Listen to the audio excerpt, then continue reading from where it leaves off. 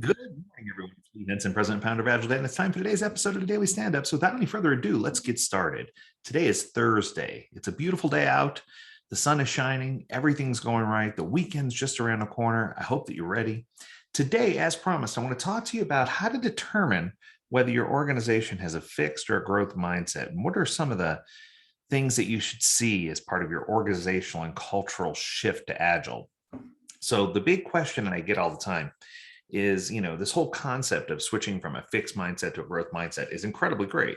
But the question is, how do I know? How can I confirm that the culture shift's actually happening? And how do I know that we're moving in the right direction? Are there any KPIs or things that I can look for that will help me see that the change is in motion or that the change is progressing? And that's a powerful question. So I thought today would cover the top 5 things that I've identified, at least initially, that will show you that you're making a turn, that you're advancing, you're making progress, that things are going your way, right? So coming in at number 1 is a recognition that complexity and uncertainty leads to unfocused solutions. So I think that sometimes we don't necessarily realize that we're making things way harder than we have to, right? So I think that when you start to recognize that the focus should be on providing a simple solution that solves the real world issue instead of trying to overcomplicate or overbuild. It just brings you to a place where you're lowering your technical debt load, you're understanding the true needs of your end consumer, and you're building products and services that are focused and dedicated and things that people actually use every day. So I think that's a powerful indicator that you've made the turn around the bend, right? Coming in at number 2, understanding that the use of Agile allows teams and organizations to iterate their product and service solutions. I still think sometimes what I see is we want to do Agile, but we also want to follow all the requirements in this technical user requirements document.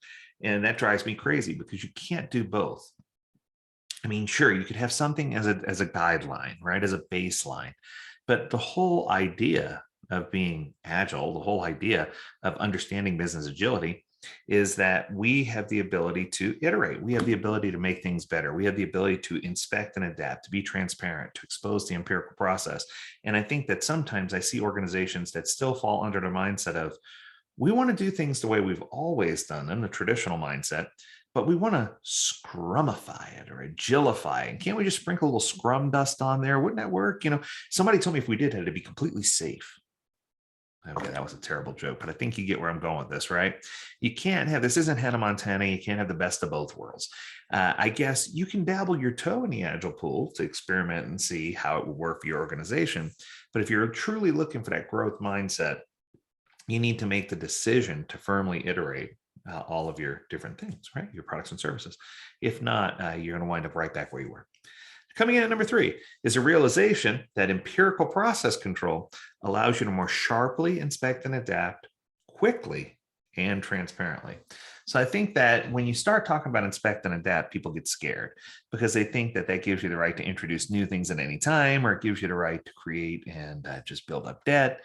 In actuality, if you put some team working agreements in place and have some ground rules about how people engage and what they can and can't do, I feel like this is a very powerful way for you to really understand growth mindset. Growth mindset really does focus on reacting to a feedback loop. Now, what's interesting is a lot of people say, well, we need to balance proactive and reactive, and I don't disagree. But I feel like sometimes we either take it the pendulum swings too far one way. We either become super reactive and our needs are constantly changing and there's no way we have stability, or we become extremely proactive and we assume a lot of things and we end up building a product or service that no one likes. So I think it's a balance between the two. But I think that when you start to see the shift to a growth mindset, that's when you're going to see a better understanding, a more clear understanding of the importance of the feedback loop and how to leverage it and how to make decisions quickly. Coming in at number 4, learning through introspection, how Agile promotes a true growth mindset. Now, we talk a lot about retrospectives and about what went well, what didn't go well, what can improve, and team retrospectives and all that good stuff. That's great. Don't get me wrong. That's fine. But I think that sometimes organizations don't take the time to do an introspective, to discuss how they're currently working on things, what their current work model looks like, what they're doing in the workplace, and they don't take the time to figure those things out. And by not taking the time to do some introspection and learning as they go, if you will, what they're doing is they're still creating some bad behaviors. And I think that when you start to see the bad behaviors diminish and you start to see people who are looking back at what we've done that has worked versus what we've done that hasn't worked, that's when you start to see people saying, aha, I have confidence that this is going to work. So let's move in this direction. And I think that's the right way to approach this. I think it's the right thing to do. Yes. And then finally, number 5, one of the most important ones, learning to limit WIP work in progress, or WIP limits, right? Thereby learning to focus on outcome over output and understanding that less is more. And I know it sounds like a lot in one, but it does all go together. So what ends up happening is when you limit your WIP, when you do your WIP limits, what ends up happening is the teams are allowed to swarm. And I know in some organizations you find it difficult, but the key to successfully doing Agile is allowing teams to swarm the limited WIP, let them knock out those projects in a quicker format, and then let them get that feedback loop going sooner, because that's going to increase your revenue. It's going to improve quality. You're going to have more hands on deck. It improves team cross functionality, and it gets you to the finish line, right? I think the second part is when you focus on outcome over output. I've been to a lot of organizations recently where, the question I get is, how do I get people to increase the number of story points they can deliver each sprint? And I'm like, oh my goodness, that shouldn't even be a thing, right? Not story points, just using that as a metric to determine how well a team's doing shouldn't be a thing.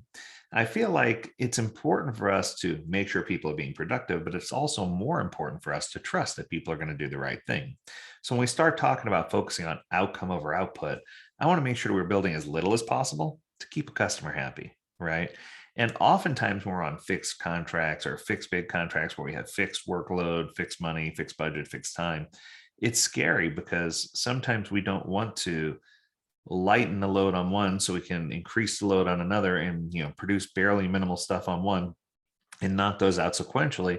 Oftentimes we'll reduce the size of our teams and try to do them all at the same time. And what we'll discover is we'll get to the end, to the finish line, and we'll only have 3 of the 5 that we promised to deliver, and they won't be well done, and they have no cross functionality, and people get frustrated. But then when you ask them, like, yeah, we tried the Agile, we tried it and it didn't work, because they don't understand the concept of limit WIP, have fewer things in flight at a time. You can still do the same 3 projects.